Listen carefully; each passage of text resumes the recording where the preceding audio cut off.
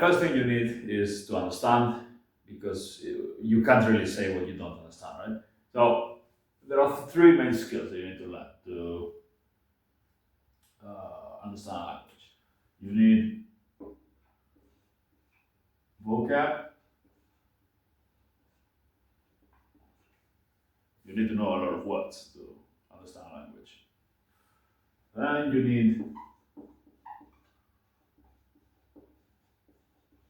to know pronunciation, and then you need grammar.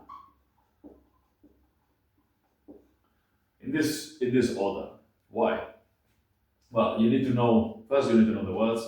Then you need to know what those words sound like when a native speaker says them. That way you understand them.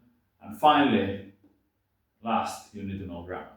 You need to know the right order, right conjugations, and all that. But that's contrary to popular belief, that's the least important thing, because even if you know all the grammar rules, if you don't know the vocabulary, you will not understand the language.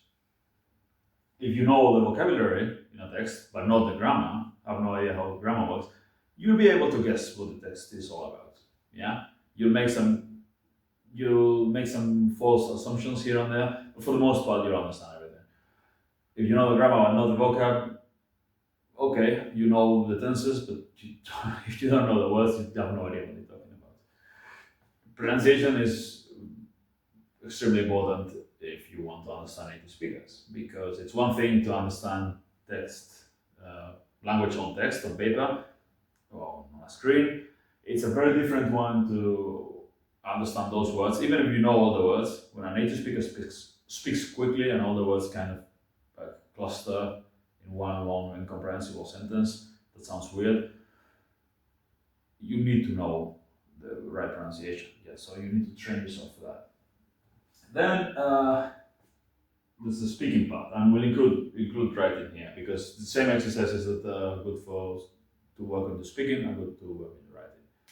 So in order to speak, you need to work on your fluency.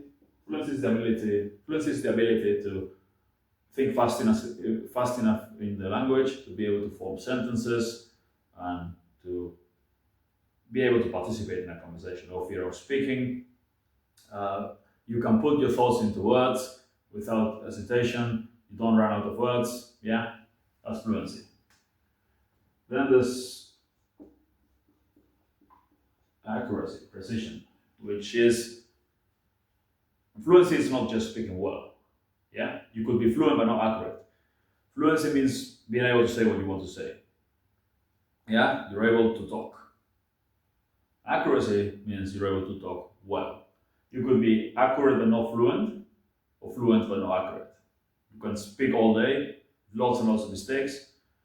You can also know all the grammar and be able to form sentences that are correct, but if maybe it takes you forever because or you're afraid of speaking, so then you're not fluent, you're accurate. Yeah, you could write the sentences, if you can give the correct answer, but then when you're face to face with native speakers, you're afraid of speaking, or you can't think fast enough and form the sentences fast enough to have a conversation, because conversations tend to be messy, fast, yeah, and the conversation will move on if you are too slow to form sentences to participate. So yeah, you need to work on both. There are different exercises. And finally, we get pronunciation again. Yeah, I've got it twice. Pronunciation is very important, both to understand and to speak a language. If you have no idea how pronunciation works, and this happens to Spanish speakers all the time when learning English, they have no idea how English pronunciation works. So they completely mispronounce things. So they sound terrible when they speak. That's one thing. Often, a native English speaker won't be able to understand them because of how different they sound from what English actually should sound like. But also, they won't understand English themselves because they concept of, well, they know the words on paper, but if, for example,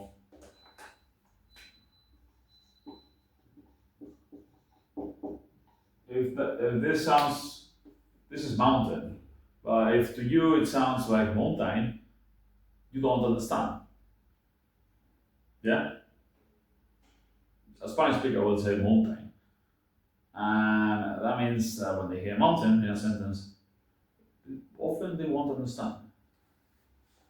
So you need to learn the right pronunciation, both speak well and also to be able to understand native speakers. So how do we develop all this? All accuracy, by the way, is the thing that will help you write well, and I will talk about that later.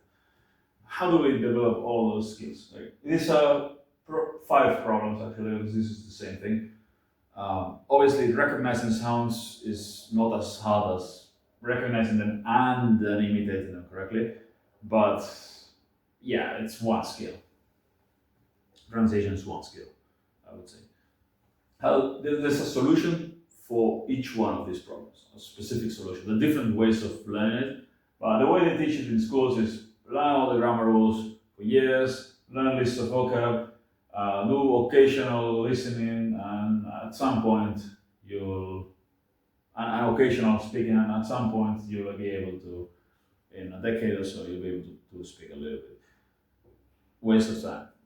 If you're doing things like Duolingo, things like that, basically you learn none of this. You're wasting your time.